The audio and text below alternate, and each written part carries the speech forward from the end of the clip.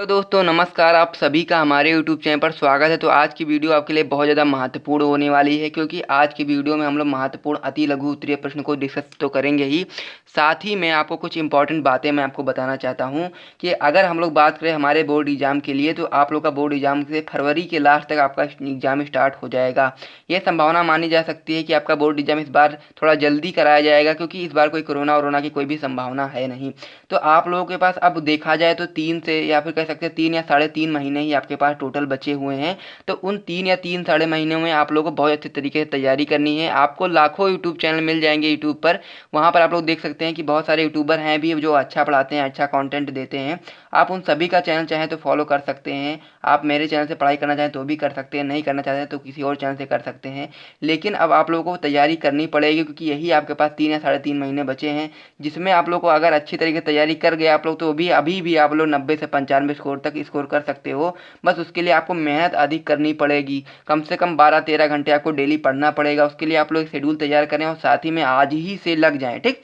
जब से आप लोग इस वीडियो को देख रहे हैं तभी से आप लोग लग जाएं अपने बोर्ड एग्जाम की तैयारी के लिए, और एक अपना टारगेट फिक्स कर लें कि आपको 3 महीने के अंदर 2-3 बार हर एक सब्जेक्ट को हर तरीके से कह सकते हैं रिवीजन कर लेना है, हर एक तरीके से पढ़ लेना है, और किसी के सहारे नहीं रहना है। अपने आप पर ही कह सकते हैं कि अपने आप पर ही पूरी तरीके से डिपेंड रहना, किसी के ऊपर डिपेंड नहीं रहना है, ठीक। आपके पास बुक वगैरह होंगी, उन सभी बुक्स को आप लोग देखें। अगर आपने अभी तक कुछ भी पढ़ाई नहीं करी तो आप लोग पढ़ाई स्टार्ट कर दें, ठीक।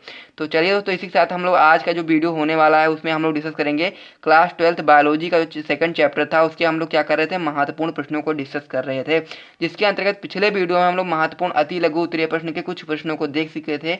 और आज का जो आपका वीडियो होने वाला है, आज के इस वीडियो में हम लोग महत्वपूर्ण अति लघु उत्तरीय प्रश्न का एंड करने वाले, यानी कहने का मतलब ये है कि जितने भी आपके महत्वपूर्ण अति लघु उत्तरीय प्रश्न बनते हैं आपके बोर्ड एग्जाम के लिए, उन सभी प्रश्नों को डिस्कस करने वाले हैं।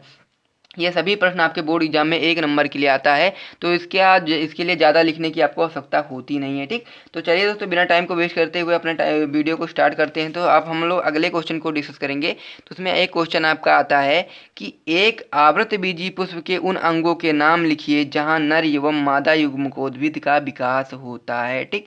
तो आप लोग जानते होंगे नर युग्मक क्या होता है। नर युग्मक अगर हम लोग पुष्प में बात करें तो नर युग्मक का प्रतिनिधित्व कौन करता है, आप बताएंगे परागकण करता है। मादा युग्मक की बात करेंगे तो उसमें आपका भ्रूणकोष करता है, ठीक। अब ये नर युग्मक यानी कि परागकण और भ्रूणकोष कहाँ बनता है, तो आप लोग क्या बताएंगे कि आप लोग बता सकते हैं कि जो आपका परागकोष होता है, ये सब चीज़ें हम लोगों ने पिछले वीडियोस में भी डिस्कस करी हैं कि आपका जो परागकोष होता है, परागकोष के अंदर ही आपका क्या बनता है, परागकण का निर्माण होता है।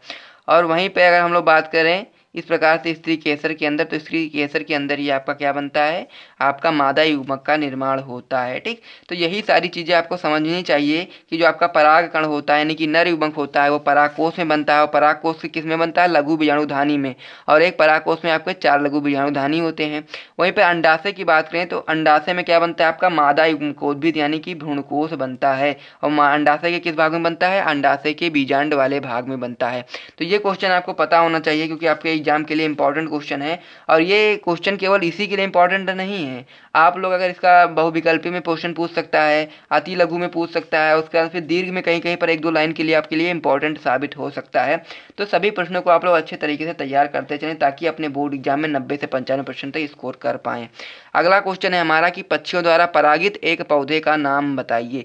यानी कि जब पक्षियों द्वारा परागण होता है, परागण की क्रिया होती है, तो परागण की क्रिया से किस पौधे में क्या होता है, परागण होता है, उसका हम लोग को नाम बताना है एक पौधे का। तो आप लोग बता सकते हैं बिग्नोनिया केप्रियोलोटा, ठीक। तो आपको बताएंगे कि बिग्नोनिया केप्रियोलोटा, ठीक।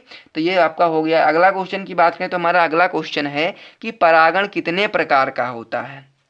तो आप लोग लिखेंगे डायरेक्टली कि परागण आपका 3 प्रकार का होता है, जिसमें आपका पहला प्रकार होता है स्वपरागण, दूसरा प्रकार होता है परपरागण, और तीसरा प्रकार जो आपका होता है वो होता है आपका कृत्रिम परागण।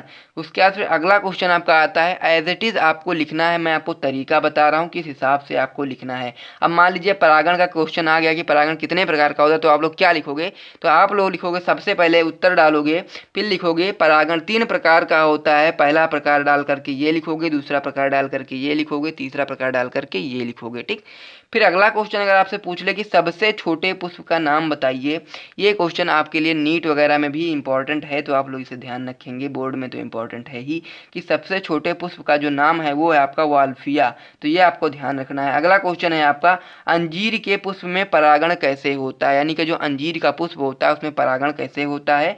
तो जो अंजीर के पुष्प में परागण होता है वो आपका होता है ब्लास्टोफेगा नामक कीट द्वारा। तो ये आप लोग अगर इस प्रकार से क्वेश्चन आ सकता है कि कीट द्वारा परागित पौधे का नाम लिखिए, तो आप लोग अंजीर लिख सकते हैं। ठीक, उसके बाद में फिर अगर आपसे इस प्रकार से क्वेश्चन पूछ लिया जाए कि अंजीर के पुष्प में परागण कैसे होता है, तो आप लोग बता सकते हैं कीट द्वारा होता है, और कीट का नाम अगर आपसे पूछेगा तो आप लोग बता देंगे ब्लास्टोफेगा नामक कीट। ठीक, अगले क्वेश्चन की ओर बढ़े तो हमारा अगला क्वेश्चन है निषेचन के बाद पुंकेसर तथा अंडाशय में क्या परिवर्तन होते हैं।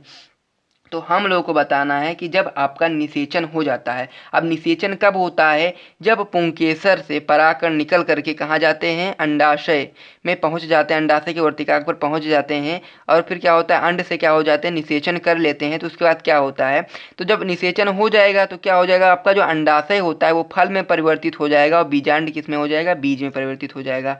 अब पुंकेसर का काम खत्म हो गया। अब पुंकेसर का काम क्या था, परागकण को भेजना, परागकण को भेजने का काम हो गया, तो ये क्या हो जाएगा, आपका झड़ जाते हैं। इस प्रकार से आप लोग लिख सकते हैं कि पुंकेसर झड़ जाते हैं और अंडाशय फल में परिवर्तित हो जाते हैं।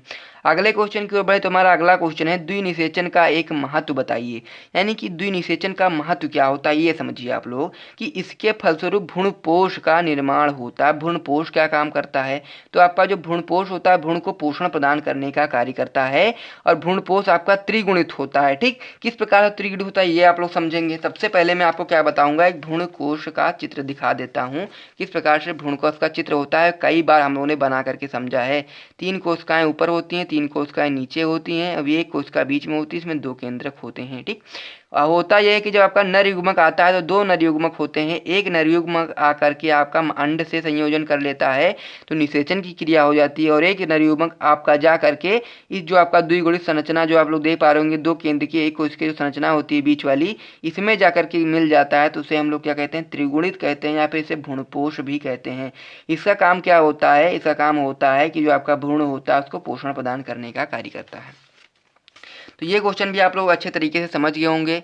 अगले क्वेश्चन की ओर बढ़ें तो अगला क्वेश्चन आपको थोड़ा बड़ा लग सकता है देखने में, लेकिन आंसर बहुत छोटा है। उन 2 बीजों के नाम लिखिए जिनके भ्रूणकोश या कह सकते हैं भ्रूणपोष को बीज अंकुरण के समय विकासशील भ्रूण द्वारा प्रयोग कर लिया जाता है। यानी कहने का मतलब ये है कि हमको 2 बीजों के नाम बताने हैं जिनके भ्रूणपोष जो होते हैं वो बीज जब अंकुरित हो रहा होता है तो उस समय क्या होता है, विकासशील भ्रूण यानी कि जो भ्रूण होता है उसके द्वारा प्रयोग कर लिया जाता है भ्रूणपोष को। ठीक, तो उसमें 2 आपका नाम बताने हैं 2 बीजों के, तो आप लोग बता सकते हैं सेम और मटर के बीज। ठीक, तो इस प्रकार से आप लोग लिख सकते हैं ये क्वेश्चन। अगले क्वेश्चन की ओर हम लोग बढ़ते हैं। अब तो हमारा अगला क्वेश्चन किस प्रकार से उसे समझिए कि घोंघे द्वारा परागण क्या कहलाता है। तो अगर आपसे क्वेश्चन पूछता है कि घोंघे द्वारा परागण क्या कहलाता है, तो आप लोग आराम से लिखेंगे कि घोंघे, आप लोग ऐसा करेंगे क्या कि डायरेक्ट एक लाइन ना लिख करके थोड़ा सा अपने ऐड करेंगे अपने आप से, इसे लिखेंगे आप लोग घोंघे द्वारा परागण मेले को फिली कहलाता है। ठीक, तो इस प्रकार से आप लोग लिखेंगे तो आपके लिए बेनिफिट है। ठीक, थोड़ा सा ज़्यादा लिखना चाहिए बोर्ड एग्जाम में, क्योंकि आप लोग जब ज़्यादा लिखते हैं तभी आपको अच्छे तरीके से नंबर मिलते हैं। ऐसा नहीं कि थोड़ा थोड़ा लिख करके आएंगे तो आप लोगों को नंबर मिलेंगे, ऐसा बिल्कुल नहीं। आप लोग बिल्कुल भी सही लिख रहे हैं, फिर भी आप लोग को थोड़ा सा क्वांटिटी में लिखना पड़ता है और साफ साफ लिखना पड़ता है। इसलिए आप लोग राइटिंग की प्रैक्टिस जरूर करते रहें ताकि आप अपने एग्जाम में अच्छा राइटिंग पेश करें, ताकि एग्जामिनर जो हो आपको अच्छे तरीके से नंबर दे पाए। अगला क्वेश्चन है आपका इस वीडियो का लास्ट क्वेश्चन है और अति लघु महत्वपूर्ण, जो आपके अति लघु प्रश्नों को डिस्कस कर रहे थे हम लोग चैप्टर नंबर 2 के, उसका ये आपका लास्ट क्वेश्चन है। और इसके बाद में जो आपका नेक्स्ट वीडियो आएगा उसमें हम लोग लघु उत्तरीयों को डिस्कस करेंगे। तो ये आपका क्वेश्चन क्या है इसे समझो। कूटफल, कूटफल क्या होता है, आपका आभासी फल को ही हम लोग कूटफल भी कहते हैं। तो कूटफल किसे कहते हैं, 2 कूटफलों के नाम लिखिए। तो होता ये है कि जो आपका कूटफल होता है वो पुष्पासन से ही विकसित फल को हम लोग कूटफल कहते हैं, और सेब तथा नाशपाती आपके जो होते हैं वो आभासी फल या फिर कूटफल के उदाहरण होते हैं। ठीक, तो इसमें क्या होता है, इसमें आपका जो होता है पुष्पासन यानी कि जिस पर पुष्प स्थित होता है उसी से ही आपका क्या होता है, फल का निर्माण हो जाता है, और वही आपका आभासी राशि फल कहलाता है। तो इस प्रकार से हम लोगों ने महत्वपूर्ण अति लघु उत्तरीय प्रश्नों को देख लिया। इससे पहले हम लोगों ने बहुविकल्पीय प्रश्नों को देखा था, आपने उसे नहीं देखा उसे देख लेना। दूसरे नंबर पे हम लोगों ने देखा था अति लघु उत्तरीय प्रश्नों के वीडियो को देखा था, और ये आज का आपका जो लास्ट वीडियो होने वाला है अति लघु प्रश्नों का, वो आप लोग आज की वीडियो में देख लेना, ठीक। फिर नेक्स्ट वीडियो में हम लोग अति लघु के साथ बाद में हम लोग क्या स्टार्ट करेंगे, लघु उत्तरीय, फिर हम लोग क्या करेंगे, दीर्घ उत्तरीय को स्टार्ट करेंगे और आपका पूर्ण रूप से चैप्टर समाप्त हो जाएगा। तो आप लोग को डेली बेसिस पे अगर अच्छे तरीके से डेली वीडियोस चाहिए 2-2 3-3, तो आप लोग को बस वीडियो को लाइक करना है, चैनल को कर देना सब्सक्राइब और अपने दोस्तों के साथ शेयर करना है, ताकि अधिक से अधिक लोग हमारे चैनल पर जुड़ सकें, ठीक। तो वीडियो पसंद आया तो वीडियो को कर दो लाइक। मिलते हैं नेक्स्ट वीडियो में, तब तक के लिए जय हिंद।